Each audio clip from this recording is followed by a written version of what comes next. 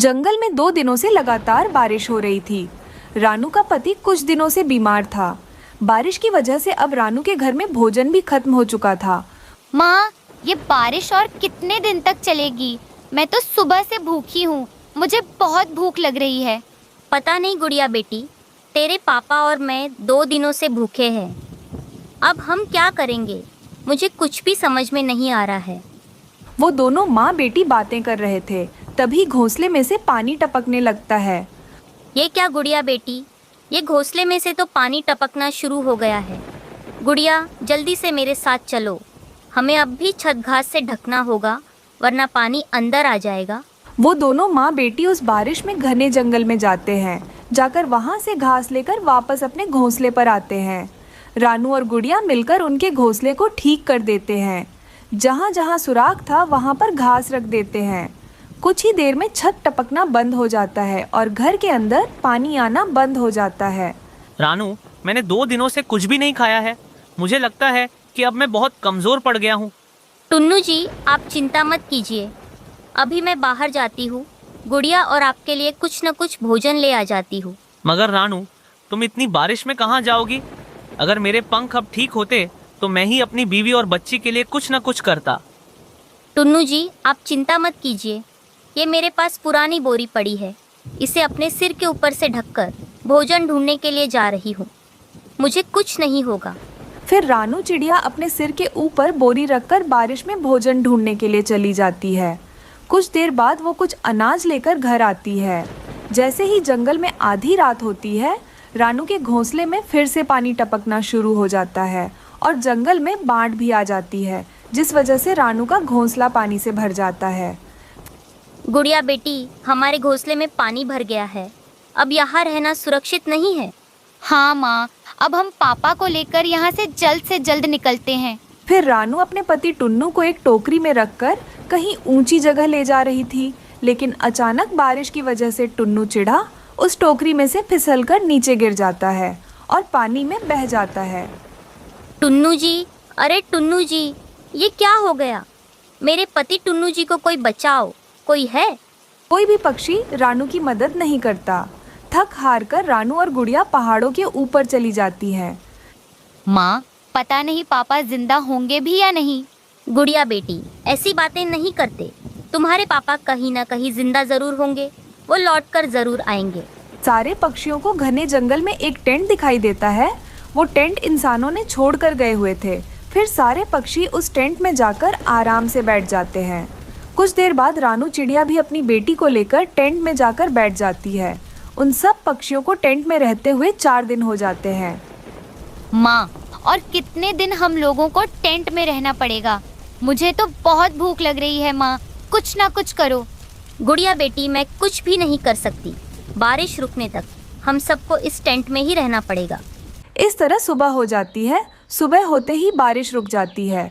बारिश रुकते ही टुन्नू अपनी पत्नी और अपनी बेटी को ढूंढते ढूंढते उस टेंट के पास आकर पुकारने लगता है। रानू, गुड़िया, तुम लोग इस टेंट पर हो क्या? बाहर आओ। तभी रानू बाहर आती है। अपने पति को देखकर बहुत खुश हो जाती है। टुन्नू जी, आप जिंदा हो और आप खड़े भी हैं। गुड़िया बेटी, बाहर आओ, देखो कौन आया है। गुड़िया अपने पापा को देखकर बहुत खुश हो जाती है। पापा, पापा, आप ठीक हो? टुन्नू जी, ये चमत्कार कैसे हुआ? रानू, उस बाढ़ के पानी में बहते बहते न जाने मैं कितनी दूर चला गया। फिर एक दिन मैं अपने पैरों पर खड़ा हो गया और उड़ने भी लगा। 2 दिन तो मैंने सिर्फ पानी पीकर ही गुजारे। मैं तुम लोगों को कहाँ कहाँ नहीं ढूंढा। ढूंढते ढूंढते यहाँ पर आ गया। मुझे क्या पता था कि यहाँ आप दोनों मुझे मिल जाओगे। अच्छा हुआ रानू, तुम लोगों को कुछ नहीं हुआ। अब चलो चलते हैं, एक मजबूत सा घर बनाएंगे। इस बार कितनी भी बारिश आने दो, हमारे घर को कुछ नहीं होगा। टुन्नू को देखकर रानू और गुड़िया बहुत खुश होते हैं। फिर दोनों पति पत्नी मिलकर सारा जंगल घूम घूम कर मजबूत से लकड़ियां ढूंढकर अपने लिए एक अच्छा और मजबूत घर बना लेते हैं और अपनी बेटी गुड़िया के साथ खुशी खुशी रहने लगते हैं। दूर किसी जंगल में कई सारे तरह तरह के पक्षी रहा करते थे। वो सभी पक्षी उस जंगल में बहुत ज़्यादा खुश थे, क्योंकि उस जंगल में खाने पीने की कोई कमी नहीं थी। इसीलिए उस जंगल के पक्षी सब बेफिक्र रहते थे। उसी जंगल में रहने वाली रानू चिड़िया एक कमज़ोर घर में रहती थी। ऐसा करती हूँ, पहले भोजन ढूंढ कर ले आती हूँ। क्या पता सारे पक्षी अपना अपना भोजन लेकर चले जाएं, फिर बाद में मुझे भोजन ही ना मिले। ऐसा सोचकर रानू जंगल में भोजन लेने के लिए चली जाती है। उसके जाते ही ज़ोरों की बारिश शुरू हो जाती है। चिड़िया का घोंसला कमज़ोर होने के कारण हवाओं की वजह से ज़ोर ज़ोर से हिलने लगता है और नीचे गिर के टूट जाता है। जब चिड़िया लौट आकर अपने टूटे हुए घोंसले को देखती है तो वो चौंक जाती है। हे ऊपर वाले, मेरा घोंसला तो टूट गया, अब मैं क्या करूँगी? मैं कहाँ रहूँगी? कोई भी पक्षी मुझे अपने घर में नहीं रखेगा। हे ऊपर वाले, मेरे साथ क्या हुआ है? मेरे साथ बहुत बुरा हुआ। अब मुझे समझ में नहीं आ रहा है कि अब मैं क्या करूँ। हमारे जंगल में तो सूखी लकड़ियाँ नहीं मिलेगी घर बनाने के लिए। अब मुझे एक काम करना पड़ेगा, मुझे दूसरे जंगल जाना पड़ेगा। इतनी तेज़ बारिश में मैं अभी दूसरे जंगल नहीं जा सकती, मुझे कल सुबह ही दूसरे जंगल जाना पड़ेगा। फिर रानू किसी तरह एक पत्ते के नीचे रात बिताती है। फिर चिड़िया सुबह होते ही दूसरे जंगल के लिए निकल जाती है। उस जंगल में कालू और गोरी दो दुष्ट कौवे रहते थे। वो दोनों काफ़ी ज़्यादा आलसी थे। वो अपने लिए घर भी नहीं बनाते थे और भोजन तो दूसरे पक्षियों से चुरा कर खाते थे। कालू जी, आप हमारे लिए पक्का घर कब बनाओगे? हमेशा घोंसले में सोते रहते हो। गोरी, तुम्हें तो पता है मैं बहुत आलसी हूँ। वैसे भी हमको घर बनाने की क्या जरूरत है? अगर कोई पागल पक्षी मेहनत करके घर बनाएगा तो हम दोनों उसे डरा धमका कर उसका घर कब्जा कर लेंगे। अरे वाह कालू जी, क्या सोचा है आपने? मगर ऐसा पागल पक्षी कहाँ मिलेगा? तुम चिंता मत करो गोरी, कोई ना कोई पक्षी 2 दिनों में ही मिल ही जाएगा। दूसरे दिन चिड़िया उस जंगल में आई हुई थी। मुझे इस जंगल में सूखी और मजबूत लकड़ियाँ ढूंढनी पड़ेगी, तभी मेरा घर अच्छे से बन पाएगा। चलो मैं किसी पक्षी से पूछ लेती हूँ कि सूखी और मजबूत लकड़ियाँ कहाँ मिलेगी। ऐसा सोचकर चिड़िया वहाँ से चली जाती है। रास्ते में उसे कौवों का घोंसला नजर आता है। वह तुरंत उनके पास आ जाती है। कौवो, मुझे तो आप इस जंगल के लग रहे हो, मुझे बस इतना बता दीजिए कि सूखी लकड़ियाँ कहाँ मिलेगी। मैं दूसरे जंगल से आई हूँ, बारिश की वजह से मेरा घोंसला टूट गया है। इस जंगल में मैं मजबूत घर बनाकर रहना चाहती हूँ। अरे वाह चिड़िया, यहाँ से तुम सीधी जाओ, वहाँ पर तुम्हें एक पेड़ मिल जाएगा। उधर ही तुम्हें सूखी लकड़ियाँ भी मिल ही जाएंगी। तुम दोनों का बहुत बहुत धन्यवाद। फिर चिड़िया वहाँ से सूखी लकड़ियाँ लेने के लिए चली जाती है। देखा कालू जी, आपने यह पागल चिड़िया ढूंढते हुए हमारे पास आ ही गई। हाँ गोरी, अब जल्दी से इसे मेहनत करके घर बनाने दो, फिर हम दोनों इसे डरा धमका कर इसका घर छीन लेंगे। और कालू जी चिड़िया को धक्के मार के बाहर निकालेंगे। फिर रानू चिड़िया को एक जगह ढेर सारे सूखी लकड़ियाँ दिखाई देती हैं। अरे ये क्या, ये लकड़ियाँ तो काफ़ी ज़्यादा कमज़ोर लग रही हैं। अब मैं क्या करूँगी? चलो मैं इसी से ही घर बना लेती हूँ। बारिश कभी भी शुरू हो सकती है, कमज़ोर घर बनेगा तो भी कुछ दिन तक तो चल जाएगा, फिर मैं मजबूत घर बना लूँगी। ऐसा सोचकर रानू चिड़िया उन कमज़ोर लकड़ियों से अपने लिए घर बना लेती है। अरे वाह, जैसे मैंने सोचा था बिल्कुल घर वैसा ही बनाया है। अंदर से तो बहुत ज़्यादा सुंदर लग रहा है। थोड़ी देर बाद वो दुष्ट कौवे चिड़िया के घर आते हैं। अरे वाह चिड़िया, तुमने तो बहुत मेहनत करके अपना ये घर बनाया है, मगर अफसोस की बात ये है कि अब हम दोनों इस घर में रहने वाले हैं। चुपचाप तुम यहाँ से निकल जाओ, वरना हम दोनों तुम्हें खूब मारेंगे और इस घर से धक्के मार के बाहर निकालेंगे। ये आप दोनों क्या बोल रहे हो? मैंने इतनी मेहनत से मेरा घर बनाया है, आपको कोई हक नहीं बनता मेरे घर से मुझे बाहर निकालने का। चुपचाप आप दोनों यहाँ से चले जाइए। चिड़िया, क्या तुम्हें पता है इस जंगल के चील से हमारे अच्छे संबंध है, उसे कहकर तुम्हारा शोरबा बना देंगे। ये सब सुनकर चिड़िया बहुत डर जाती है और वहाँ से चली जाती है। तभी जोरों की बारिश शुरू हो जाती है। चिड़िया एक घने पेड़ के नीचे आकर बैठ जाती है और रोने लग जाती है। मेरे साथ हमेशा ऐसा ही क्यों होता है? पहले जिस जंगल में रहती थी वहाँ मेरा घोंसला टूट गया और यहाँ आकर मैंने मेहनत से घर बनाया तो उन कौवों ने मेरा घर ही कब्जा कर लिया। अब मैं क्या करूँगी? इतनी तेज़ बारिश में कहाँ जाऊँगी? तभी चिड़िया को वहाँ पर पड़े हुए ढेर सारे बांस की लकड़ियाँ दिखाई देती हैं। चिड़िया उन लकड़ियों से घर बनाने के बारे में सोचती है। क्यों ना मैं बांस का घर बना लूँ? बांस का घर तो बहुत ही ज़्यादा मजबूत और टिकाऊ होता है। ऐसा सोचकर चिड़िया बांस का घर बना लेती है। दूसरी तरफ चिड़िया का पुराना घर काफ़ी ज़्यादा कमज़ोर होने के कारण बारिश में टिक नहीं पाता, वो टूट जाता है। उसके नीचे कौवे दबकर उधर ही मर जाते हैं। चिड़िया बारिश के मौसम में अपने बांस के घर में आराम से रह रही थी क्योंकि अब उसे परेशान करने वाला कोई नहीं था। टुन्नू जी, अब घर की मरम्मत भी हो गई और हमने भोजन भी जमा कर लिया। अब बारिश का मौसम आ भी गया तो हमें बारिश से कोई परेशानी नहीं होगी। राणो, तुम दिन भर इतना सारा काम करती हो, क्या तुम थकती नहीं हो? हाँ तो टुन्नू जी, आप भी तो इतना ज्यादा काम करते हो। आप इतनी ज्यादा सूखे में भोजन खोज कर ले आते हो। राणो, मुझे तुम्हारे लिए और गुड़िया के लिए ये सब करके बहुत खुशी होती है। मम्मा पापा, आप दोनों चिंता ना करें। जब मैं बड़ी हो जाऊंगी सब काम मैं कर लूंगी और आप दोनों के लिए भोजन भी खोज करके ले आऊंगी। देखा टुन्नू जी, हमारी गुड़िया कितनी मीठी मीठी बातें करती है। अच्छा गुड़िया बेटी, तुम अपने पापा के साथ रहो। मैं नदी से पानी पीने के लिए जा रही हूँ, थोड़ी ही देर में वापस आ जाऊंगी। ये कहकर चिड़िया पानी पीने नदी के पास चली जाती है। वो एक पेड़ के नीचे आकर बैठ जाती है। वो थोड़ी देर तक पेड़ के नीचे आराम करना चाहती थी। बेचारी चिड़िया वहाँ से जाने ही वाली थी, तभी एक पेड़ की डाल सीधे आकर उसके सर पर गिर जाती है। उस डाल के वजह से चिड़िया के सर में बहुत चोट आती है। वो नीचे गिर जाती है और उधर ही मर जाती है। पापा, मम्मा कब से बाहर गई हुई है, वो अभी तक घर लौटी नहीं। गुड़िया बेटा, तुम चिंता मत करो, तुम्हारी माँ घर वापस आ जाएगी। उसकी कोई दोस्त मिल गई होगी। बेचारी नन्ही सी गुड़िया ये नहीं जानती थी कि उसकी माँ बहुत दूर चली गई है और कभी भी वापस लौटकर नहीं आने वाली। तभी मिट्ठू तोता नदी से गुजर रहा था। वो चिड़िया को देख लेता है और तुरंत उसके पास आता है। अरे चिड़िया, ये डाल के नीचे कैसे आ गई? मुझे जल्दी से हटाना होगा। फिर मिट्ठू तोता किसी तरह उस पेड़ की डाल को वहाँ से हटा देता है। चिड़िया चिड़िया बहन, जल्दी से उठो, तुम्हारे लिए तुम्हारा परिवार घर में इंतजार कर रहा होगा।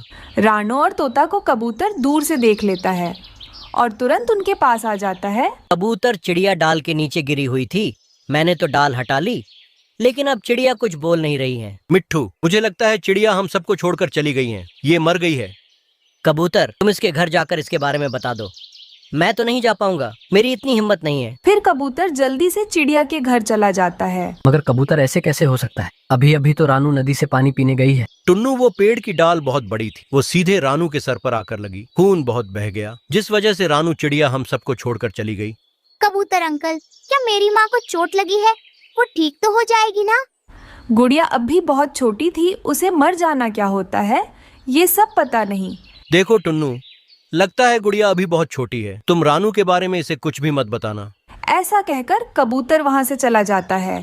तभी टुन्नू चिड़ा अपनी बेटी गुड़िया से कहता है, गुड़िया बेटी, तुम्हारी माँ बहुत जल्दी आ जाएगी, वो दूसरे जंगल गई हुई है। मगर पापा, मुझे माँ के बिना नींद कैसे आएगी? ऐसे ही कुछ दिन बीत जाते हैं। एक दिन कबूतर तोते से कहता है, तोते, अभी तो बहुत दिन हो गए हैं, अभी मुझे लगता है टुन्नू को दूसरी शादी कर लेना चाहिए। अभी वो घर अकेला कैसे संभालेगा? उसको अपनी बेटी को संभालना है और भोजन भी लाना है, कितना कुछ करना पड़ेगा उसे। हाँ कबूतर चिड़िया हमारी बहुत अच्छी दोस्त थी, हमें उसके परिवार के लिए कुछ तो अच्छा सोचना पड़ेगा। मिट्ठू, मेरी बीवी की एक अच्छी दोस्त है, उसका नाम पिंकी है। अगर टुन्नू मान गया तो हम पिंकी की शादी टुन्नू से करवा देंगे। हाँ कबूतर, हम दोनों अभी टुन्नू के पास जाएंगे और उसे सारी बात बताएंगे।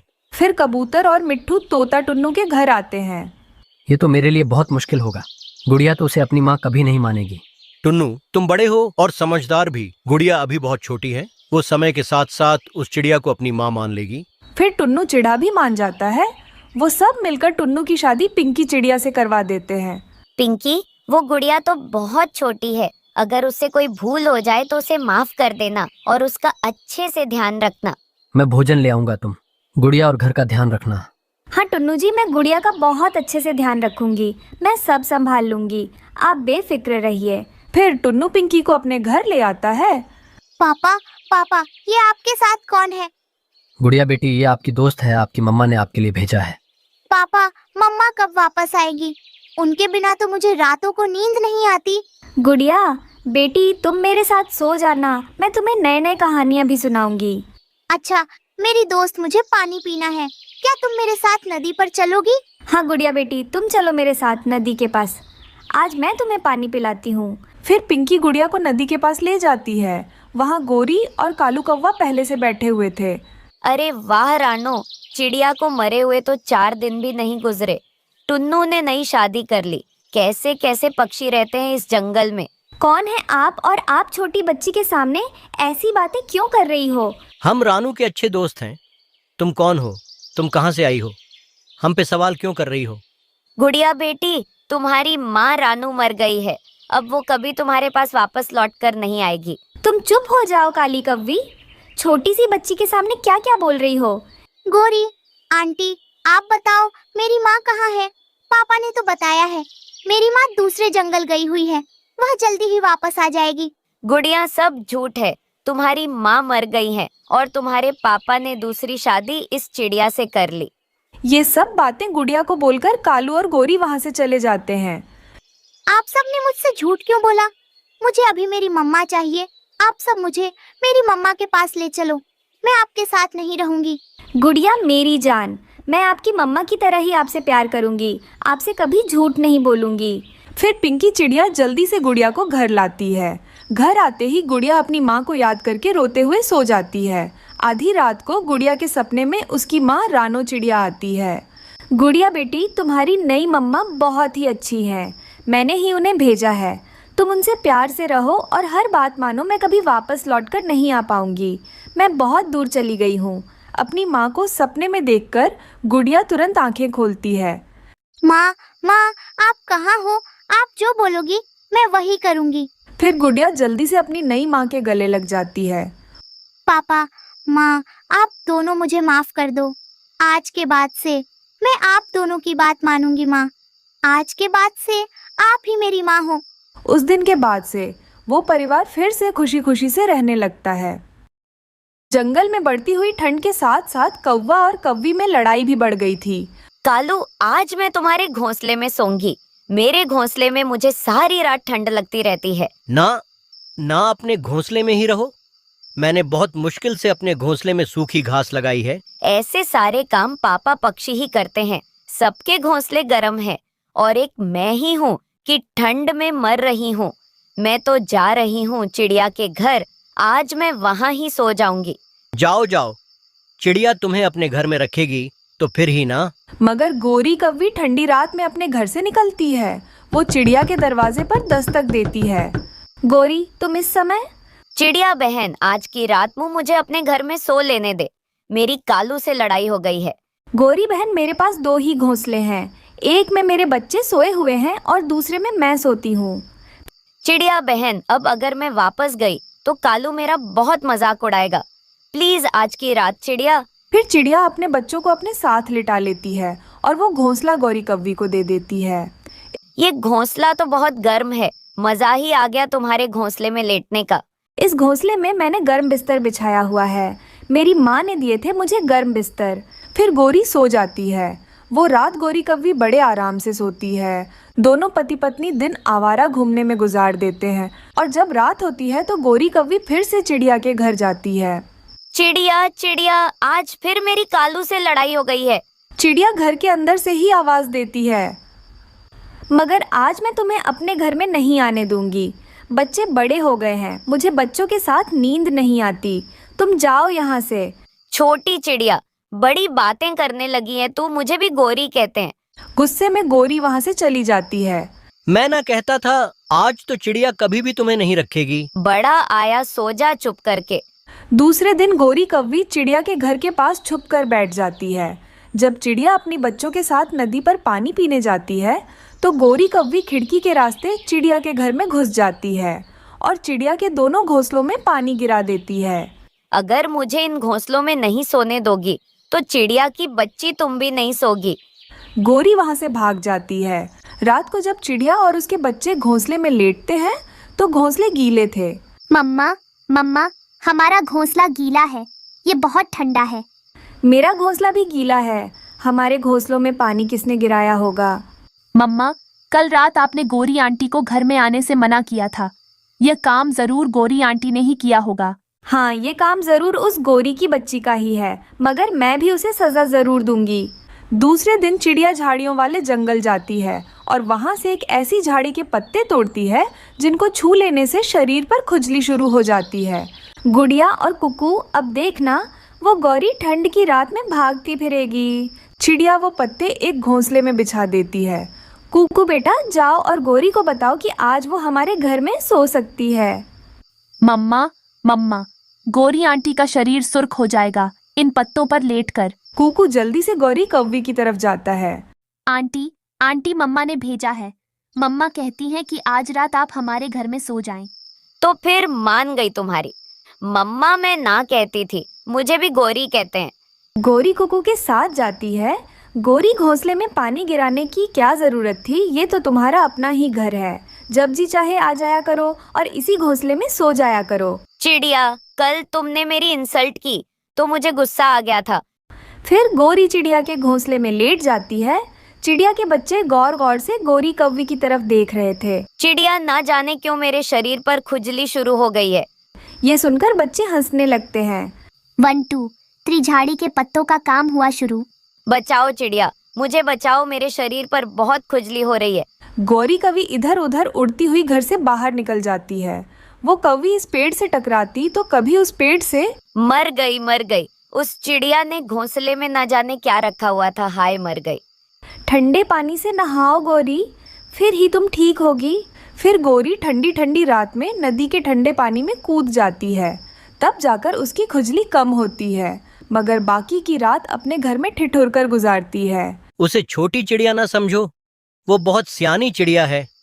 ऐसे गोरी कौवी को सजा मिलती है। गर्मी के मौसम में रानू चिड़िया बहुत ही मेहनत से मटके बनाती थी और उन्हीं घड़ों को जंगल के पक्षियों को बेचती थी।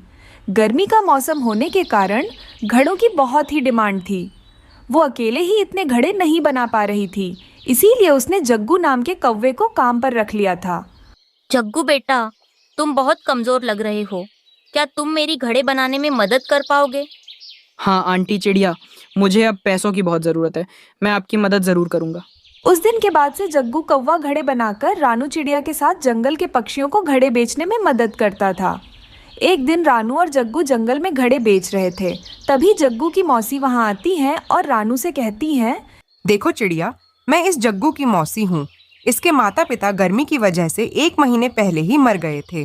मैं ही इसे पाल पोस रही हूँ, लेकिन ये नमक हराम 1 महीने पहले घर से भाग आया। इसकी जो भी तनख्वाह बनती है सारे पैसे मुझे देना, समझ गई ना तू? अच्छा ठीक है कवि बहन, मैं दे दूंगी, लेकिन मेरे ठेले के सामने तमाशा मत करो। हाँ, जा रही हूँ। अगले महीने अगर मेरे पंखों में पैसे नहीं मिले तो देख लेना, मैं बहुत तीखी जुबान की हूँ। ऐसा कहकर वो कौवी वहाँ से चली जाती है। जग्गू बेटा, यह सब क्या है? तुम्हारी मौसी ऐसे क्यों बात कर रही है? आंटी चिड़िया, वो मेरी मौसी थी, वो बहुत बुरी है। जब मेरे मम्मी पापा की मौत हो गई तब वो मेरे घर आई थी मेरी और मेरी बहन की देखभाल करने के लिए, लेकिन उसने हमारी सारी जायदाद हड़प ली। उस दिन के बाद से वो हम दोनों को स्कूल भी नहीं भेजती थी, भोजन भी नहीं देती थी। इसलिए मैं वहाँ से भागकर यहाँ आ गया। मैं तो बच गया, लेकिन मेरी बहन उधर ही रह गई। कोई बात नहीं जग्गू बेटा, तुम्हारी बहन भी जल्दी ही तुम्हारे पास आ जाएगी। आज के बाद तुम मेरे घर पर ही रहना गुड़िया के साथ। जग्गू कौवा रानू चिड़िया का धन्यवाद कहता है। उस दिन रानू जग्गू को अपने घर ले जाती है और उसे भरपूर खाना खिलाती है। अगले दिन जग्गू देखता है कि रानू और गुड़िया गर्मी की वजह से बहुत परेशान हो रहे हैं। वो मन में सोचता है कि इन दोनों के लिए कुछ ना कुछ करना चाहिए। दूसरे दिन जग्गू अपने पंखों से एक बड़ा सा मटका बनाता है। फिर कुछ लकड़ियाँ इकट्ठा करके लकड़ियों का ढांचा बनाता है और उसमें ठंडा पानी डालकर मटका कूलर तैयार करता है, जिससे ठंडी ठंडी हवा आने लगती है। वो मटका कूलर ले जाकर घर के अंदर रख देता है। ये मटका कूलर बहुत अच्छा है। अरे वाह जग्गू बेटा, तुमने यह कमाल कर दिया। तुम में इतना हुनर है, ये तो एसी जैसा काम कर रहा है। घर पूरा ठंडा हो गया है। आंटी चिड़िया, गुड़िया गर्मी की वजह से रो रही थी, मुझसे देखा नहीं गया, इसीलिए मैंने ये बनाया। जग्गू, तुम मेरे बेटे हो, तुम मुझे माँ कहकर बुला सकते हो। मैं तुम्हें पढ़ाऊंगी, सब करूंगी, तुम्हारी बहन को भी वापस ले आऊंगी। चिड़िया आंटी, आपका बहुत बहुत धन्यवाद। क्यों ना हम मटका कूलर बनाकर जंगल के पक्षियों को बेचें, इससे हमारा अच्छा खासा मुनाफा होगा। मैं आपको सिखा दूंगा कि ये कैसे बनाना है। अरे वाह जग्गू बेटे, यह तो बहुत अच्छी सोच है, हम ऐसा ही करेंगे। दूसरे दिन रानू और जग्गू मिलकर ढेर सारे मटका कूलर बनाते हैं। फिर मटका कूलर को ठेले पर रखकर जंगल के पक्षियों को बेचने लगते हैं। गरीब जंगल के पक्षियों को मटका कूलर बहुत पसंद आता है। 1 महीने के बाद जग्गू की मौसी फिर से तनख्वाह लेने के लिए वहाँ आती है। रानू अपने दोस्तों के साथ डंडे लेकर तैयार बैठी थी। चिड़िया, ये सब क्या है और मेरे पैसे कहाँ हैं? तुम जो भी हो मुझे नहीं पता, लेकिन जग्गू मेरा बेटा है। कल मैं तुम्हारे घर आकर उसकी बहन को भी अपने साथ ले जाऊंगी। अगर तुमने कुछ कहा या किया तो मैं तुम्हें नहीं छोड़ूंगी। रानू की बातें सुनकर जग्गू की मौसी वहाँ से भाग जाती है।